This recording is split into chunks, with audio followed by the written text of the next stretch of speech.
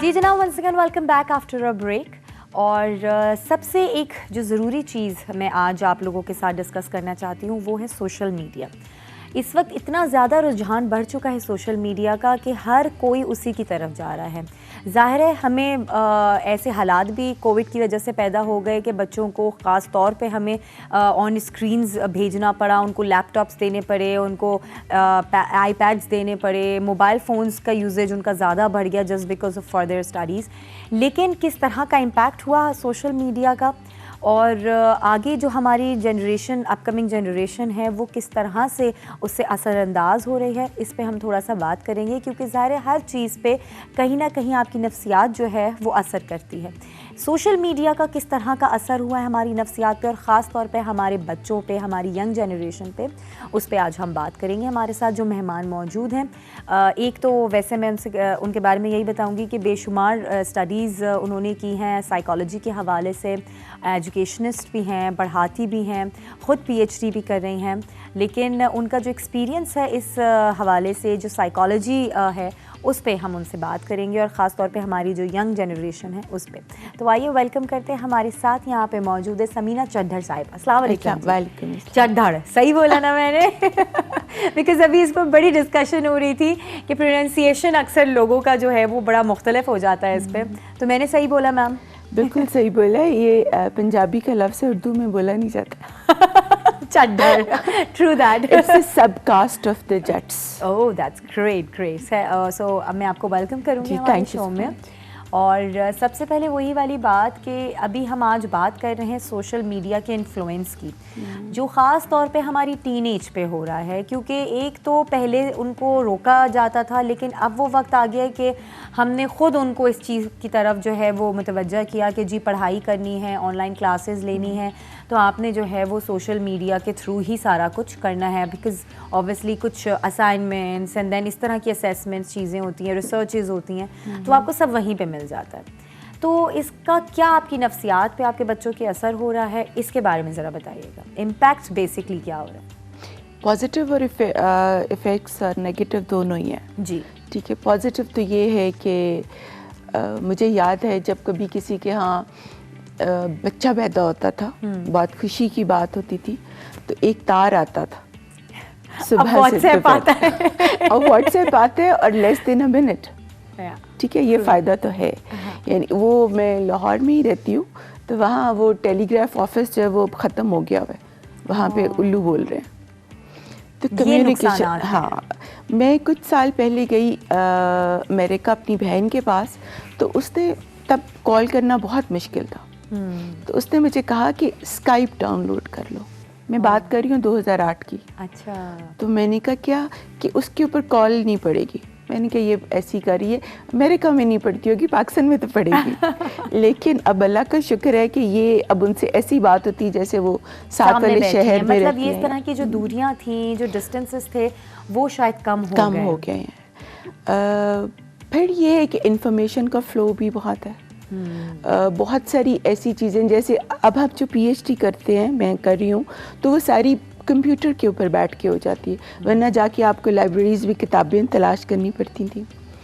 फिर ये है कि इस FB या फेसबुक ने हर बंदे को सेलिब्रिटी बना दिया है, हर एक को हीरो और हीरोइन बना दिया है। आप अपनी तस्वीरें लगाते हैं, अपनी एक्टिविटीज़, अपनी चॉइस, ये वो सब कुछ बड़ा अच्छा लगता है अपने आप को देखना। जो टीवी तक नहीं पहुंच सकते, मतलब आपके प्रोग्राम तक नहीं आ सकते, वो आराम से घर पे बैठ के फेसबुक पे अपनी वीडियो अपलोड कर देते हैं या यूट्यूब पे, और हेर दे हम। सही बात है। मतलब जहाँ किसी भी चीज़ के फ़ायदे हैं वहाँ नुकसान भी हैं। हाँ। लेकिन असल में हमें जो है थोड़ा सा अक्लमंद होना पड़ेगा कि हमने जो है वो सिर्फ फ़ायदों को अपनाना है, उनके नुकसानात से दूर रहना है। ये एक फैक्ट है, लेकिन ये चीज़ हो नहीं पा रही, इसका थोड़ा सा मसला है। क्योंकि असल में होता यही है कि पहले ज़माने में कंप्यूटर्स और इंटरनेट की जो एक्सेस होती थी वो इतनी ज़्यादा बच्चों के पास नहीं थी। माँ बाप की गाइडेंस में बच्चे बैठते थे कभी, क्योंकि मुझे भी अपना अगर वक्त याद बचपन का आए स्कूल कॉलेजेस का, तो मेरे घर में इंटरनेट और कंप्यूटर नहीं था। मेरे पेरेंट्स की सुपरविज़न में मैं कहीं जाकर बैठती थी किसी कैफ़े में या किसी रिश्तेदार के यहाँ, और वहाँ जाके उनकी आंखों के सामने बैठ के अपना असाइनमेंट बनाती थी, तो वो मेरे पेरेंट्स को पता होता था।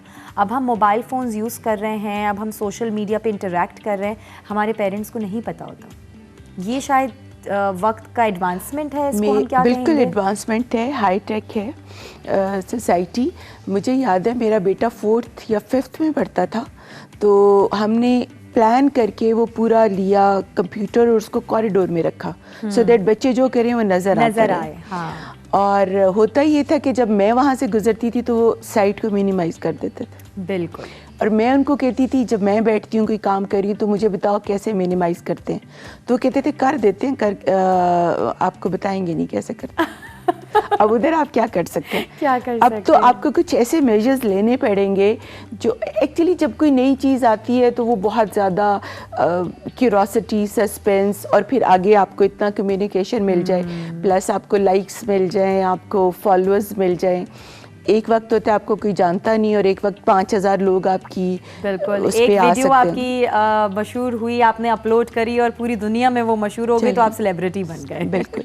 तो ये चीज़ सेल्फ सेटिस्फाइंग तो है। हाँ। तो इंसान की जो ख्वाहिश है वो बहुत होती है, नापसंदीदा जो मजहबी तौर पे चीज़ें हैं उनकी तरफ रुझान या टेंडेंसी होती है।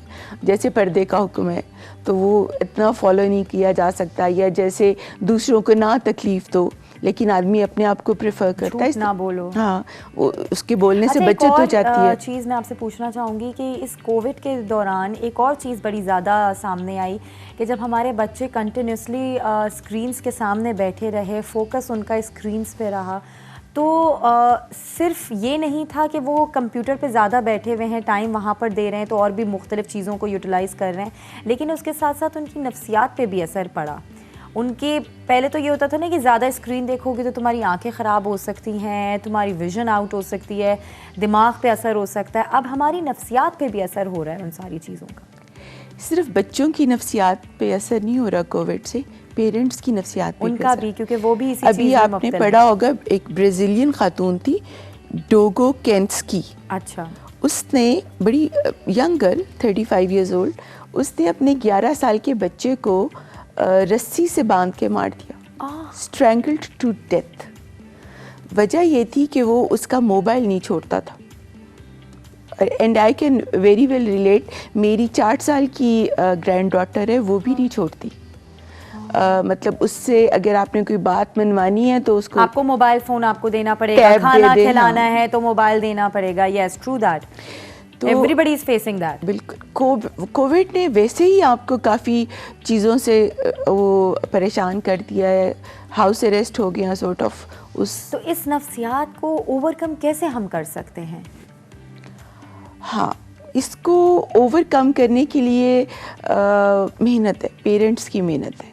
वो देखें, उनका एक सपोर्ट सिस्टम होना चाहिए। पहले तो उनको ये पता होना चाहिए कि सोशल मीडिया से नुकसान क्या होता है। क्योंकि अगर माँ खुद भी मोबाइल यूज़ कर रही है और बच्चे को कह रही है टैब ना इस्तेमाल करो या इसका टाइम लिमिट कर दो, तो वो पॉसिबल नहीं है। ज़ाहिर है वो चीज़ जो देख रहा है, हाँ, वो तो वो वही कल को बोलेगा कि मामा या पापा आप भी तो वही काम कर रहे हैं, तो आप मुझे कैसे रोक सकते हैं? और वैसे भी ह्यूमन नेचर ये है या साइकी ये है कि आप कहते हो ना कि झूठ मत बोलो, तो उसका असर नहीं होगा। झूठ ना बोल के दिखाएं तो उसका असर होगा।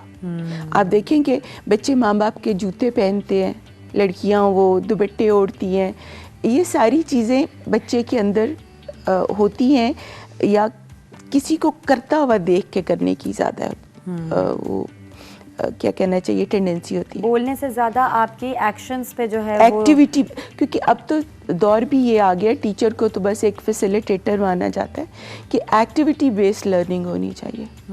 ये जो अभी हम छोटे मोटे प्रोजेक्ट्स कराते हैं, यानी हैंड्स ऑन टेक्निक्स यूज़ करना चाहिए। सही। अच्छा, एक तो पेरेंट्स खुद काम करें या एटलीस्ट बच्चों के सामने से काम करें। राइट।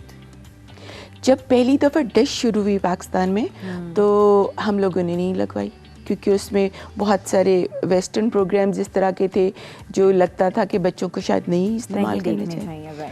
तो somebody said कि आप इंस्टेड ऑफ बच्चा ये फील करे कि जी मेरे घर पे डिश नहीं है, उसको लगा लें और मैनेज करें। लगाने के बाद मैनेज करना बहुत मुश्किल है।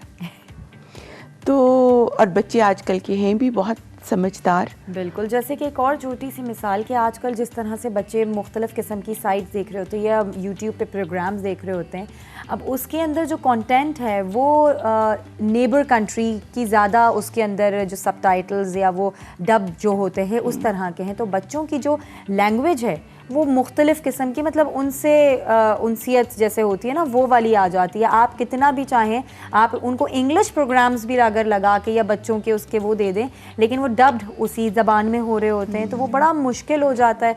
फिर होता है कि जी हाँ ठीक है आप ब्लॉक करें उन कंटेंट्स को या वो, तो ये बच्चों को फिर वैसे डील करना बड़ा मुश्किल है।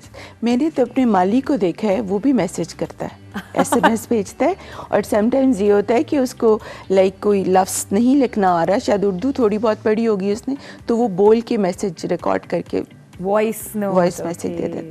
सो ये तो है कि पहले आपको खुद को लिमिट करना है। एग्जैक्टली, ताकि फिर आप उस चीज़ को इम्प्लीमेंट कर सकें। WHO ने कहा है कि अंडर 5 जो बच्चे हैं उनको 1 घंटे से ज़्यादा स्क्रीन टाइम ना दें। फिर आ जाए आप सिलिकॉन वैली पे, बिल गेट्स आसान लफ्जों में अगर हम कहें तो स्टीव जॉब्स, इन लोगों ने, ये वो पेरेंट्स हैं, हाई टेक फिगर्स हैं वर्ल्ड ओवर हैं ही वो। इवन वो जो मार्क जुकरबर्ग जिन्होंने FB किया है, उनकी 2 बेटियां हैं, मैक्सिमा और ऑगस्ट, उन्होंने 2 बजे के बाद अपना वाईफाई अपने कमरे में रखा है। सही। और वो एवरी डे उसको नए सिरे से उसको मॉनिटर करते हैं। ये नहीं कि आपने एक दफ़ा बच्चे को सिखा दिया या समझा दिया तो वो कंटिन्यूसली करेगा, उसको मॉनिटर करना पड़ता है और मुख्तलिफ अंदाज में मॉनिटर, ताकि वो एक जो बोरिंग ना हो जाए, वो बोरिंग ना हो जाए और बच्चा उस चीज़ से वो आगा ना हो जाए कि अब यही होने वाला है। पेरेंट्स का होमवर्क बढ़ गया। और फिर ये मैं पिछले दिनों पढ़ी थी, ओंटारियो कनाडा में एक रिसर्च हुई है, 12 से 17 साल के जो बच्चे हैं 28% टाइम वहाँ गुजारते हैं, यानी डेली 5 आवर्स वो सोशल मीडिया पे गुजारते हैं। फिर वो लोग जो निकम्मे हैं इन द सेंस कि जॉब भी नहीं कर रहे, पढ़ाई भी नहीं करते और काम से वैसे बच जाते हैं कि वो इंटरनेट पे बैठे हुए। अच्छा, एक और चीज़ होती है सोशल मीडिया में, एक और सबसे बड़ा जो एक है वो मसला ये है कि जो कंटेंट हम देख रहे होते हैं उसमें रिस्ट्रिक्शंस नहीं होती हैं, उसमें इस तरह की इंफॉर्मेशन कई दफ़ा दिखाई जा रही होती है जो बड़ी आपके नफ्सियात पे बुरा असर करती है। मार धार, लड़ाई झगड़ा, फिर कुछ इस तरह के जो इश्यूज सामने आ जाते हैं। PUBG गेम टाइप जो होते हैं जो बच्चों की नफ्सियात को बिल्कुल वो कर देते हैं, और आजकल के बच्चे अगर आप देखें तो 24 घंटे उन्हीं चीज़ों में लगे हुए हैं। तो उनसे किस तरह से हम उन बच्चों को जो है वो दूर रख सकते हैं कि अगर सोशल मीडिया आपने यूज़ करना है करें, लेकिन इस तरह के कंटेंट्स पे फोकस ना किया जाए। उनको आप ये तो खैर गवर्नमेंट लेवल पे है कि वो उसको किस तरह से स्क्रूटनाइज गवर्नमेंट करे, नहीं मतलब टोटल तो बैन ना करे, लेकिन कुछ ऐसे प्रोग्राम्स जैसे ऊपर कैप्शन कुछ और होता है, नीचे स्टोरी किसी और की होती है, वो तो अट्रैक्ट करने के लिए, वो सब्सक्रिप्शन बढ़ाने के लिए करते हैं, उससे बचना चाहिए, उसके लिए कोई रूल बन जाए। और बच्चे जो हैं उनके लिए नुकसानात बहुत ज़्यादा हैं, उनकी मेंटल वेलबींग के ऊपर बहुत असर पड़ता है, सेल्फ इस्टीम बहुत लो हो जाती है। मैं पढ़ी थी, मैं देख रही थी अमेरिकन एक जो शॉर्ट आर्ट मूवीज़ होती हैं कि वो बच्ची थ्रू आउट माँ से बात भी नहीं करती, कभी खाना बना के उसकी तस्वीरें लगा के अपलोड कर रही है, कभी अपनी शक्ल पे अपलोड कर रही है कि तस्वीरें बना के, और काउंट कर रही है कितनी लाइक्स हैं, कितने फॉलोअर्स हैं। और फिर एक टाइम आता है कि वो फेस ज़ाहिर एज के साथ शुरू हो जाता है, फिर नोबडी बॉदर्स, कोई लाइक करना भी पसंद नहीं करता, वो एक सेल्फ इस्टीम लो हो जाती बच्चे की। अच्छा। और उसमें लो सेल्फ इस्टीम वाले बच्चे के लिए ज़िंदगी को कोप करना बहुत मुश्किल हो जाता है, यानी वो अपनी अक्ल और समझ के मुताबिक इतना ज़्यादा उसको इम्पोर्टेंस देने लगता है, हालांकि दैट्स अ वर्चुअल वर्ल्ड, वो एक्चुअल तो नहीं है। फिर उससे उसकी बहुत सारी मेंटल स्टेट्स हैं। यानी हम लोग जब खेलते थे तो अपने बहनों भाइयों के साथ खेलते थे, बच्चों ने वो बंद कर दिया।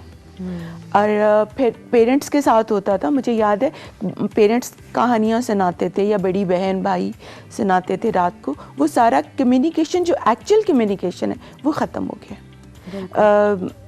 ह्यूमन जो टच है दैट हील्स, वो अगर आपके बहन भाई हैं, आप उनके साथ गेम कर रहे हो, उनके साथ मिल रहे हो, तो वो ज़्यादा पॉजिटिव इम्पैक्ट आपके ऊपर आएगा एज़ कम्पेयर टू आप बैठे हुए हो और अक्रॉस द वर्ल्ड आप उनसे बात कर रहे हो। अच्छा, ये सारी चीज़ें तो जो आपने बताई हैं ये तो एक्चुअली हो रही हैं, लेकिन इन सारी चीज़ों का हल क्या है? क्योंकि ये सारी चीज़ें हमें नेगेटिविटी की तरफ ले जा रही हैं। मैं बेसिकली चाह रही हूँ कि इन सारी बातों का, इन सारे इम्पैक्ट्स का जो हल है वो क्या है? हल स्टार्ट होता है पेरेंट्स की सपोर्ट प्रोग्राम से।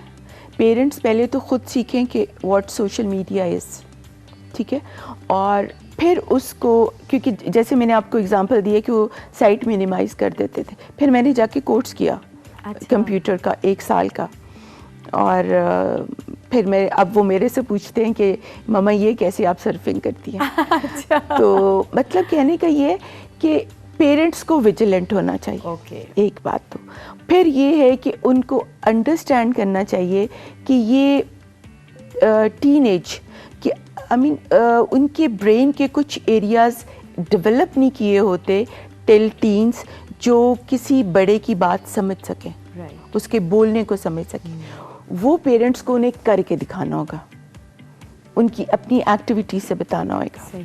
आप हाथ में मोबाइल लेके बच्चे से टैब नहीं ले सकते, बिल्कुल, वो नाराज़ होगा, इस पे टैंट्रम शो करेगा, वो गलत हो जाएगा।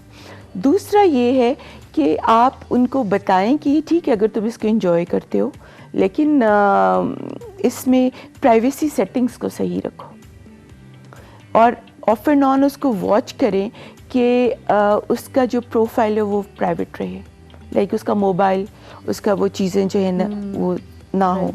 फिर ये है कि वो बच्चा आपसे डिस्कस करे, फ्रेंडली हो।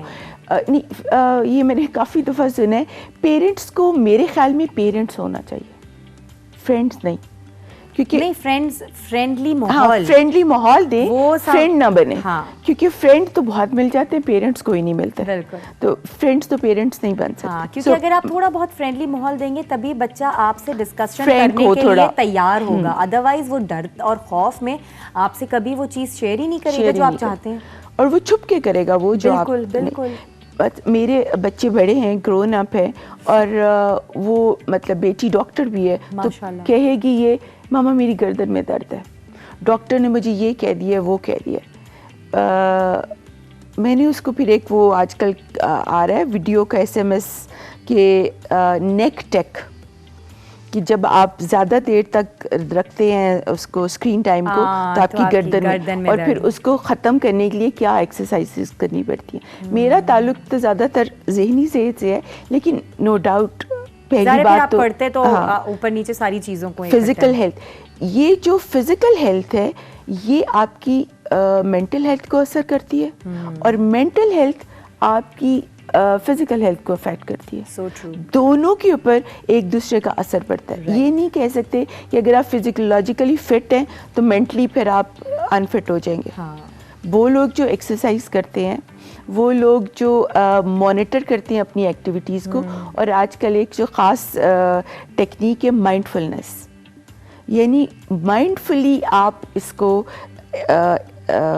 सोशल मीडिया को यूज़ करें, अनमाइंडफुली नहीं। आपको पता हो, प्री हैंडेडली अवेयरनेस हो, ये पेरेंट्स ने प्रोवाइड करनी है, ये मीडिया के वो लोग जैसे आप हैं उन्होंने बताना है कि किस तरह से वो इसके जो एंटी इफेक्ट्स हैं उनको अंडरमाइन कर सकते हैं। सही, उसके बगैर अवेयरनेस, यानी डॉक्टर है बेटी, लेकिन वो सोच रही है कि शायद मैं बीमार हूँ, लेकिन जब आप यूं करके मोबाइल कर रहे हैं, यूं करके कर रहे हैं और कई घंटे उस पे कर रहे हैं, तो वो तो फिर पैसिव हो जाता है बच्चा, खाना नहीं खाता, रातों को उठ के, मैं लाहौर में रहती हूँ या सॉरी इस्लामाबाद में हूँ, और एक मेरी कोई फ्रेंड जो है ऑनलाइन वो अमेरिका में है, यहाँ दिन है वहाँ पे रात है, तो या वहाँ पे दिन है यहाँ रात है, मैं जाग के फिर उसके साथ चैट कर रही हूँ, तो उससे क्या होगा, सुबह दफ्तर जाना या पढ़ाई करना वो मुश्किल हो जाएगा। बिल्कुल, जब आपकी नींद पूरी नहीं होगी तो फिर जाहिर है बहुत सारी चीज़,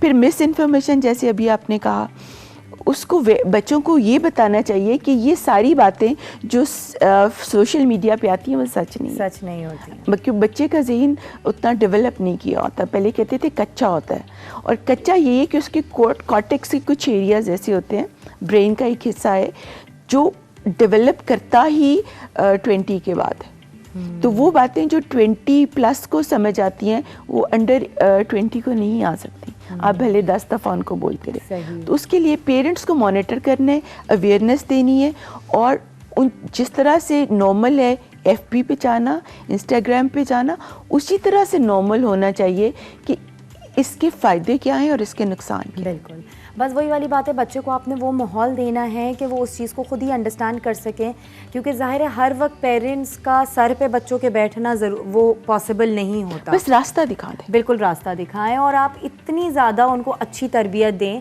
कि आपके पीठ पीछे भी बच्चे उन्हीं चीज़ों को फॉलो करें जो आपने उनको सिखाई हैं, जो आपने उनको दिखाई हैं, ताकि वो आगे चल के फिर ये चीज़ों को स्प्रेड आउट भी कर सकें और ख़ुद भी उन सारी बातों पर अमल कर सकें। जी, मतलब अगर जिसने FB शुरू की है, हाँ, वो अपने बच्चों का टाइम पीरियड लिमिट कर सकता है, तो हम भी कर सकते, क्यों नहीं कर सकते। बिल्कुल सही बात है। बहुत बहुत शुक्रिया Samina ji, thank you so much, and it was lovely talking to you. और जो जी चीज़ें आपने हमें बताई हैं और ATV के तवज्जुह से आज बहुत सारे लोगों ने इसको सुना, समझा, और मुझे यकीन है कि हर घर में इस तरह का इशू लाजमी होता होगा कि आप अपने बच्चों से कई दफ़ा परेशान हो जाते होंगे, फिर ये सोचते होंगे कि जी हमने ये फैसिलिटीज़ इन्हें दे के गलत किया, तो ऐसा नहीं है। ये ज़माना है कि आप अपने बच्चों को इस तरह से पीछे भी ना रखें, फैसिलिटेट ज़रूर करें, लेकिन उन्हें गाइड करें, उन्हें समझाएं, उन्हें इस चीज़ को अच्छे और बुरे में फ़र्क बताएं, तभी वो अन सारी चीज़ों के ऊपर अमल कर सकेंगे और एक बेहतरीन इंसान बनकर आगे जो है आपकी भी ज़िंदगी आसान करेंगे, अपनी भी ज़िंदगी आसान करेंगे।